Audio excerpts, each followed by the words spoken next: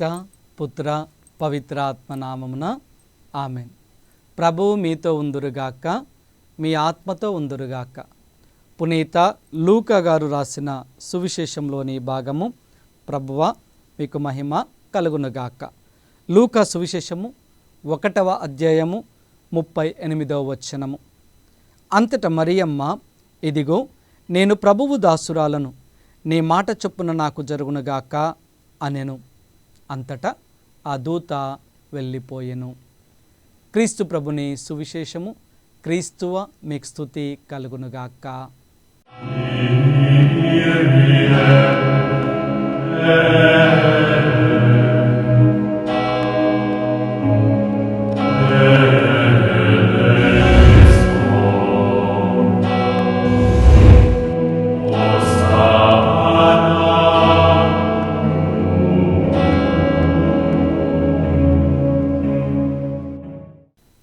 Praise the lord.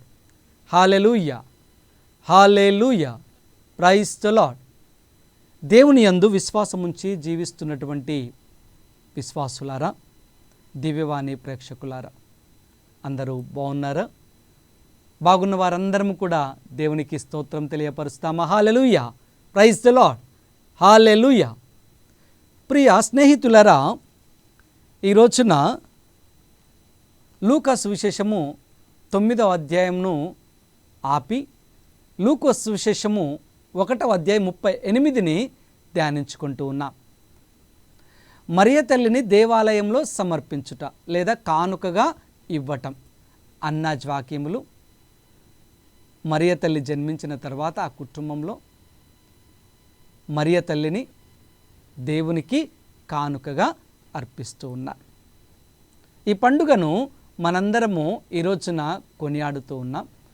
మరియ తల్లిని సమర్పించుకోవడము అనగా ఆ సమర్పణ ఎంత గొప్పది, ఆ సమర్పణలో ఎన్ని రహస్యాలు దాగి ఉన్నాయి. ఈ బాల్యంలో అన్నాజ్వాక్యములు మరియ తల్లిని సమర్పించటము వలన ఆమె ఎన్ని దేవునికి సమర్పించుకున్నది, ఎన్ని విషయాలు దేవునికి ఆమె అంకితం చేసుకున్నది అనేది ఈ పండుగ ద్వారా మనందరం నేర్చుకుందాం. వాక్యాన్ని మనము గమనించాం. లూకా 1:38. అంతట మరియమ్మ, ఇదిగో నేను ప్రభువు దాసురాలను, నీ మాట చొప్పున నాకు జరుగునుగాక అంటోంది. ఈ మాట పలకటానికి, ఈ మాట యొక్క పరమరహస్యాన్ని తెలుసుకోవటానికి మరియ తల్లి బాల్యాన్ని మనం చూసినట్లయితే, అన్నాజ్వాక్యములకు సంతానం లేదు. మనందరికీ వృత్తాంతం తెలుసు. వారి ఇరువురు కూడా, భార్యాభర్తలు ఇరువురు కూడా ఎంతో విశ్వాసం కలిగినటువంటి కుటుంబం, దేవుని పట్ల భయభక్తులు కలిగి జీవిస్తున్నటువంటి కుటుంబం, దేవుని యొక్క ఆలోచనలతో ఉన్నటువంటి కుటుంబం. కానీ వారి హృదయంలో చిన్న బాధ.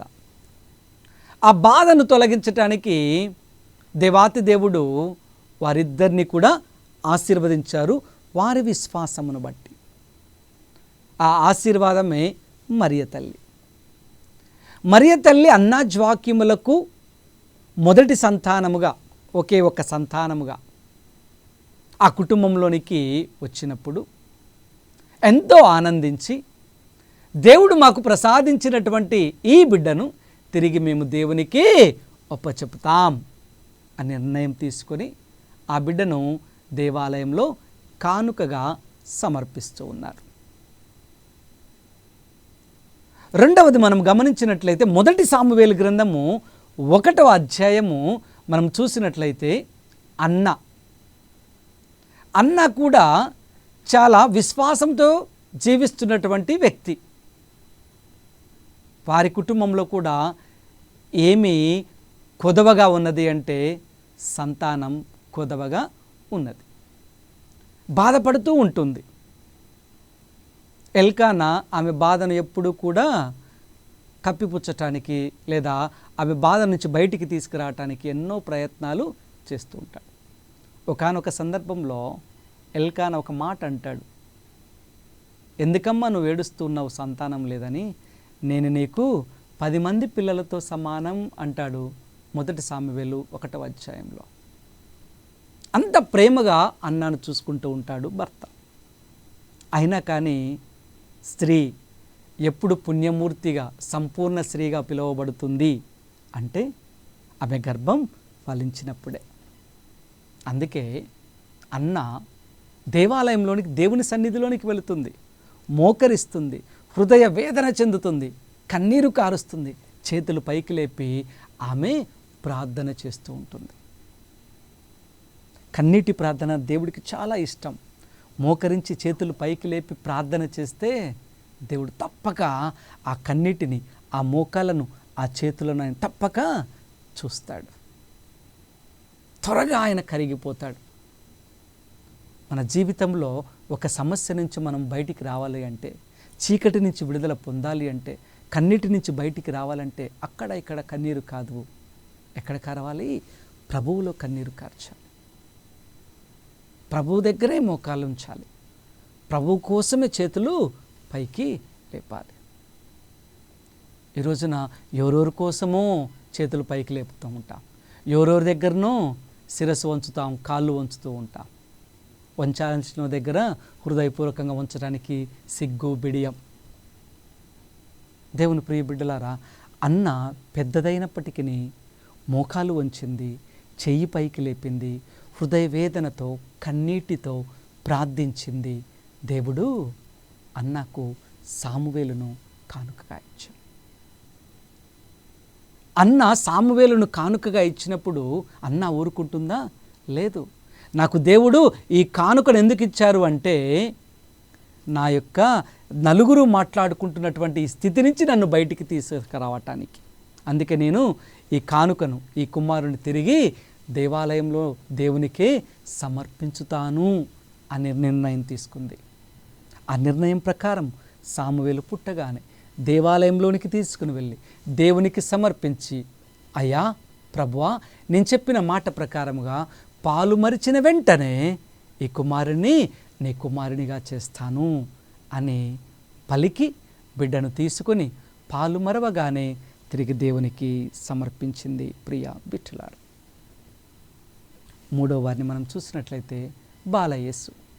బాలయేసు ఈ లోకంలోనికి దేవదూత ఆజ్ఞానుసారం మరియ తల్లి చెప్పినటువంటి మాట ప్రకారం 38లో మనం చూసాం. 1:38 లూకా, నీ మాట చొప్పున ఆ ప్రకారముగా ఎప్పుడైతే దేవుడు మరియ తల్లి గర్భంలో బాలయేసు రూపంలో వచ్చారో, బాలయేసు ఈ లోకానికి రాగానే మరియ తల్లి ఆయనను దేవాలయంలో సిమియోనుకు కానుకగా దేవునికి సమర్పించు అని సిమియోను చేతిలో పెడుతూ ఉంది. ఎప్పుడైతే దేవునికి సంపూర్ణంగా మనం సమర్పించుకుంటామో, దేవుని ఆశీర్వాదాలతో, దేవుని యొక్క ఫలాలతో మనము నింపబడుతూ ఉంటాం. ఇవన్నీ కూడా ఆధ్యాత్మికంగా మనందరం ఆ ఫలాలను పొందుకునేటువంటి విశ్వాసం, అలాంటి విశ్వాసంతో మనము బిడ్డలను సమర్పించాలి. కానీ ఈనాటి యొక్క సమర్పణలు ఎలా ఉన్నాయి అంటే, బయట ఆర్భాటాలకు ఎక్కువ ప్రాముఖ్యతనిస్తూ సమర్పణలు ఉన్నాయి.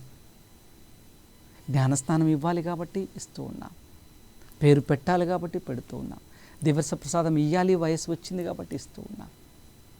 కాదు దేవుని ప్రియ బిడ్డలారా, క్రీస్తు ఆ యొక్క జీవితాన్ని ఆ బిడ్డడు మొదటి దివ్య సంస్కారం జ్ఞానస్థానం ద్వారానే అనుభవించుకోవటము నేర్చుకోవాలి. అది ఆ సమర్పణ. నేను ఈ రోజున ఈ యొక్క జ్ఞానస్థానం ద్వారా నా బిడ్డను దేవాలయంలో సమర్పిస్తున్నాను అంటే, ప్రభువా ఈ రోజు నుంచే, ఇప్పటి నుంచే నా బిడ్డకు నీ జ్ఞానమును, నీ ఆత్మఫలాలను, నీ శక్తిని, నీ వరప్రసాదాలను అనుగ్రహించండి అనే ప్రేమతో సమర్పించుకోవాలి. అది మనము స్వీకరించినప్పుడు ఆ బిడ్డకు అలాగే మనము పెంచటం జ్ఞాన తల్లిదండ్రులు చేయవలసినటువంటి బాధ్యత.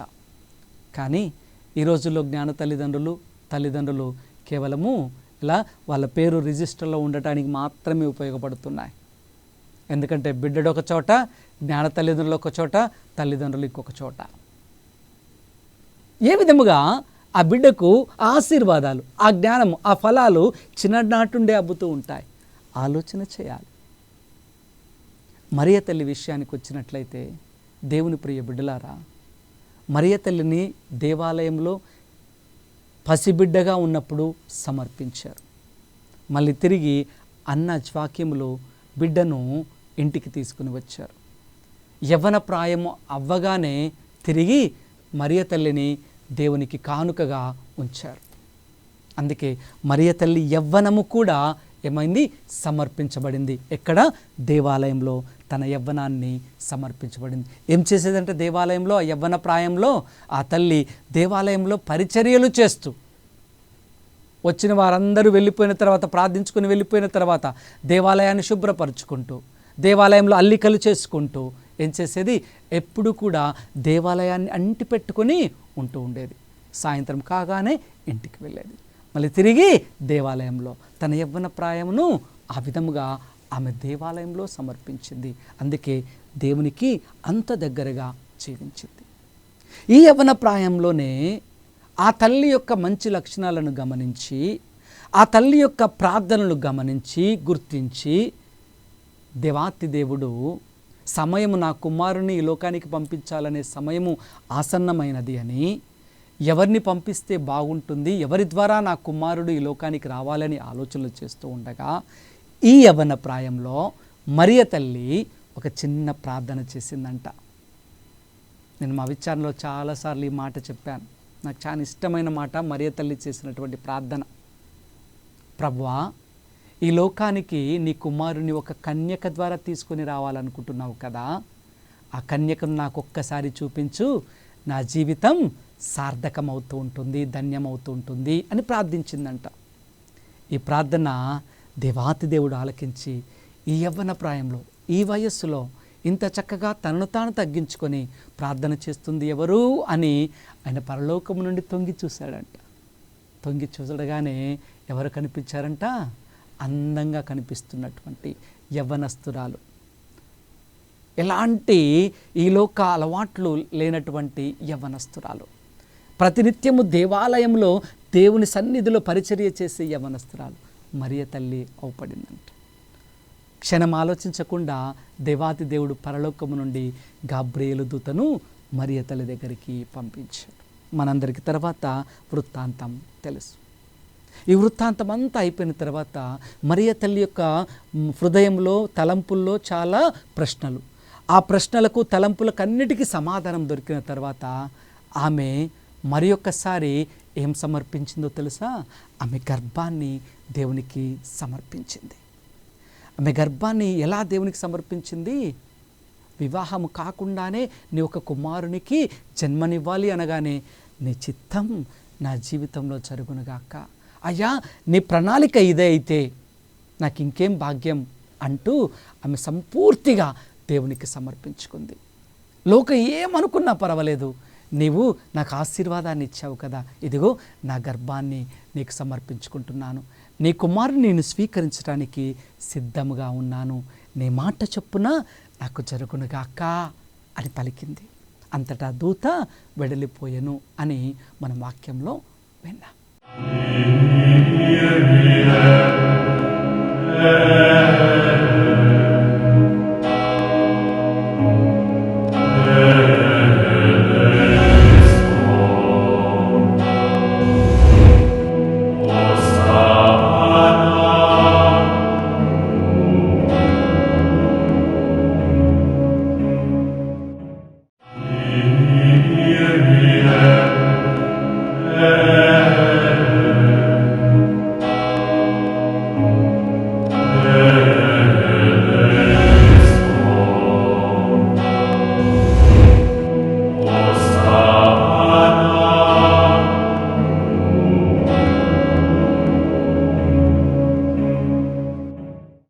దేవుని ప్రియ బిడ్డలారా, బాల్యంలో మరియ తల్లి సమర్పణ, యవ్వనంలో మరియ తల్లి దేవాలయంలో సమర్పణ, తన గర్భం దేవుని కోసము, దేవుని కుమారుని కోసము సమర్పణ మూడవది.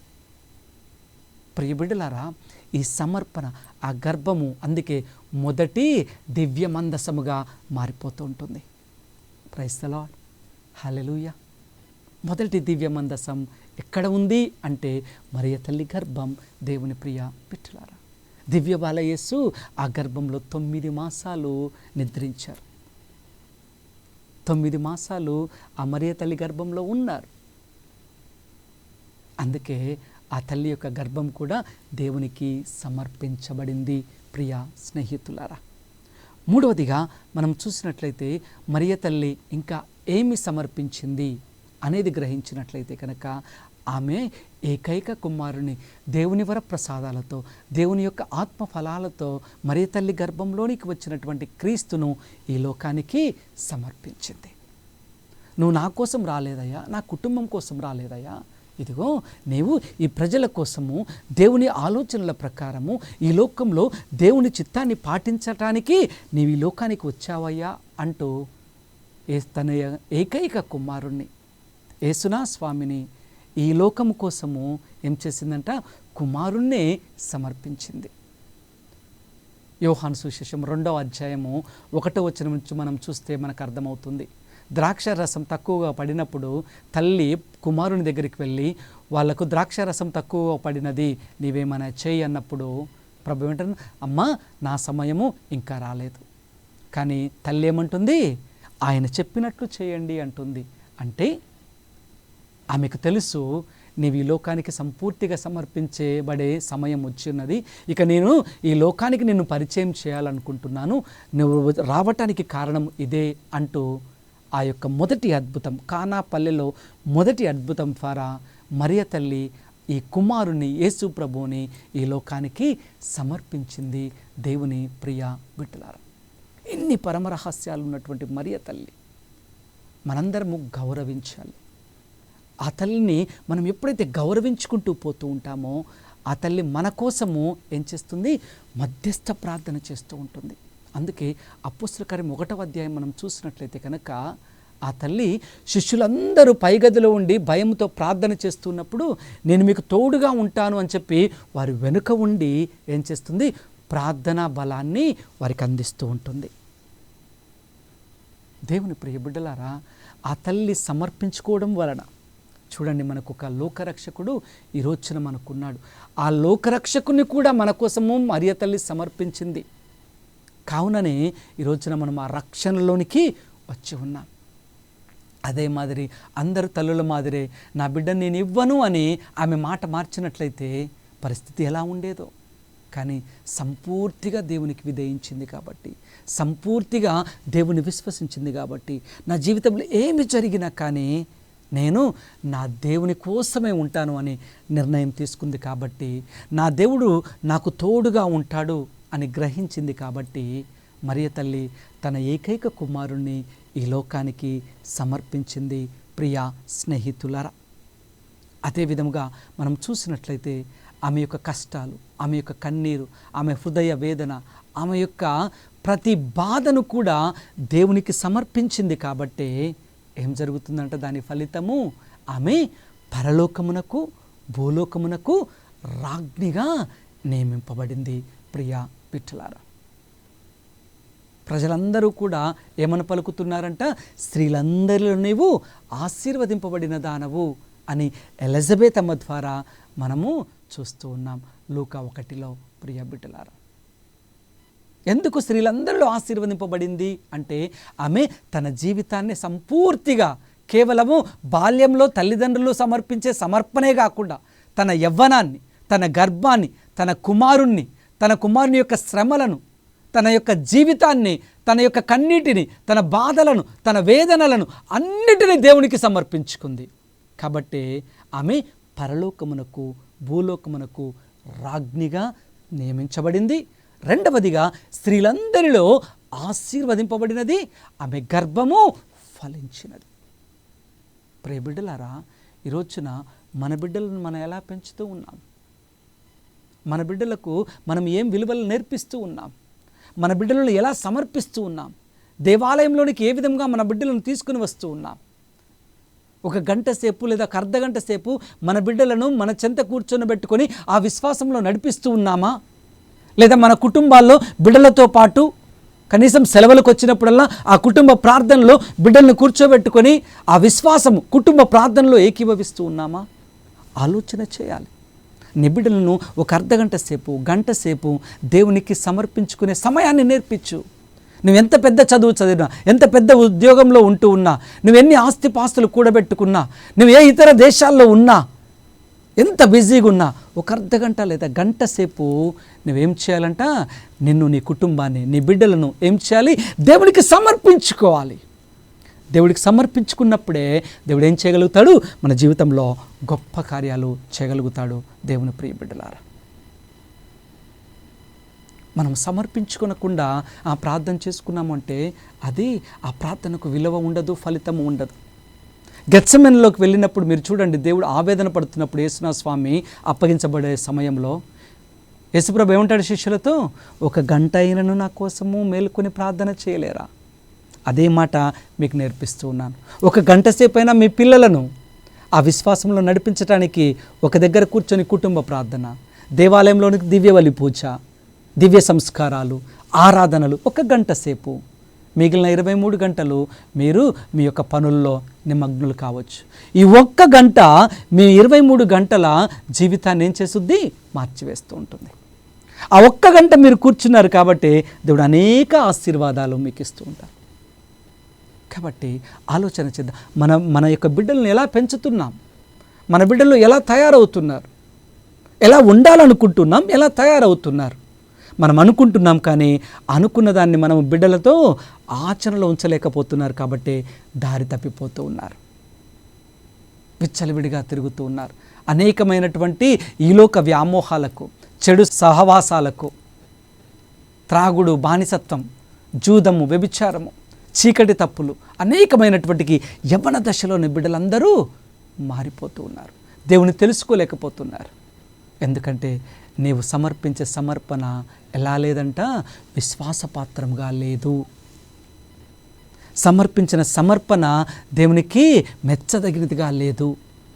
కాబట్టి ఈరోజున ఆలోచన చేద్దాం, మరియ తల్లి యొక్క సమర్పణ పండుగ మనలందరినీ, మన కుటుంబాలు, మరి ముఖ్యంగా మన బిడ్డలను మనం ఏ విధముగా దేవునికి సమర్పించుతూ ఉన్నాం, ఏ విధముగా నీవు నేను మన బిడ్డలను విశ్వాసంలో నడపటానికి ప్రయత్నం చేస్తూ ఉన్నాం. ఆలోచన చేయాలి ప్రియ బిడ్డలారా. ఇంకా ఆ తల్లి సమర్పణ వలన ఆమెకు వచ్చినటువంటి ఫలితాలు ఏంటి అంటే, మొదటిగా మనం చెప్పుకున్నాం, పరలోకానికి భూలోకానికి రాజ్ఞిగా ఆమె నియమింపబడింది అని మనం పలుకున్నాం. రెండవది, స్త్రీలందరిలో ఆశీర్వదింపబడిన దానవు అని పలికి ఉన్నాం దేవుని ప్రియ బిడ్డలారా. అదేవిధంగా దేవుని కుమారుని తల్లి, దేవుని యొక్క కుమారునికి తల్లి అనే భాగ్యము ఆమెకు దొరికి ఉన్నది. నాలుగవది, దేవుని తల్లియే కాదు, మనందరికీ కూడా ఆధ్యాత్మిక తల్లిగా ఆమె నియమింపబడుతుంది.